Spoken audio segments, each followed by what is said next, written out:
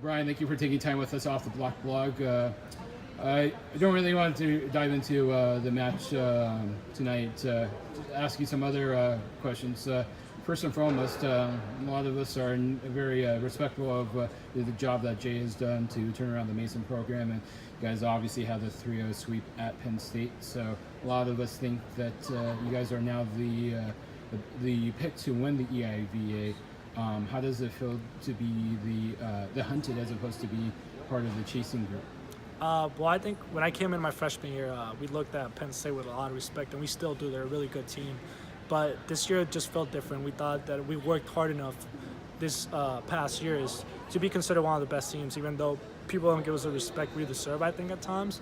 I think we're just working for ourselves. Like, we don't really care about what people need to say about us. We just care about the work we're putting in the gym, and we're confident enough that we walked into that gym and we felt like we could take a match from them, and we feel like we can take the IVAs again. We did it one year, and a lot of people thought we got lucky, I guess, but we're working towards it, and it's just a fruit of our work in the court, and we wake up every time at 7 a.m. with that in our minds, so it is what it is. Brian, obviously we know all of the heartache that's affected the island and country of Puerto Rico. How has that affected you, and was there anything that you did to try to help the recovery? It really affected me a lot. When it happened, I didn't hear from my parents for like 48 hours, and I mean, it's tough. Like, you don't hear from your parents knowing that that's happening in the island, and you're like, are they okay, or are they fine? And I mean, Puerto Rico's still struggling. There's a lot of challenges they're facing still after a couple months, and I mean, you can't control nature, and I feel like I wanted to do a lot of things, but within the island, there was a lot of things happening that weren't allowing me to do so.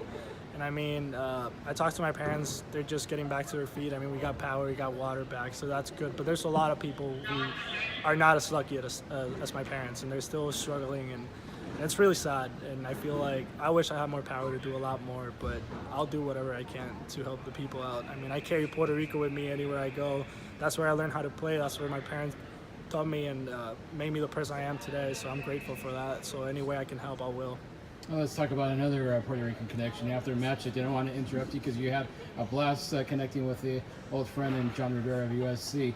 Can you tell us about your connection to him, and is talking for 10, 20 minutes after a match just something that you guys have personally, or is that even a Puerto Rican thing? I haven't seen John in a while. I mean, I couldn't go home this past Christmas. I went to see my brothers in Florida, so catching up with him is always fun. I mean, I played with him my entire life, and he's still my favorite opposite, and he knows that. It's good catching with him. I mean, he's enjoying his time at USC. I'm just happy. Like, a lot of people, I'll say a lot of people doubted him, and I'm just grateful that he made it, and he can look back and just say, hey, I had a blast in college. And I mean, we've been best friends for like forever, so we just feel happy whenever one of us accomplishes something. So I mean, I love him. I would like to talk to you or get your thoughts on your relationship with Coach Hosak. Obviously, as the setter, you are the leader on the court, and what kind of relationship do you have, and what kind of freedom does he give you as the setter and being a senior setter to make decisions on the court? He gives me a lot of trust. That's always good. I mean, a cause to believe in what you can do is always good, and he gives me a lot of leeway to do whatever I want. To a certain extent, obviously, if I'm not doing the right things, he'll let me know. But I mean, he's been great. He's been pushing me out every day in practice, and I got to be grateful for that, because there's no improvement if you're not pushing yourself in the court. And it's been a good relationship. It's been a good back and forth. I mean, we sometimes we don't agree, but it's okay to disagree, and we talk it out, and it's just making me a better player at the end of the day, so I'm just happy he's here. And then another Puerto Rican question. You have some experience with the Puerto Rican national team. How has that helped you to succeed on the NCAA college level? I think coming in, I had a lot of stuff to work on. I mean, I was slow. I mean, I've been a big setter all my life.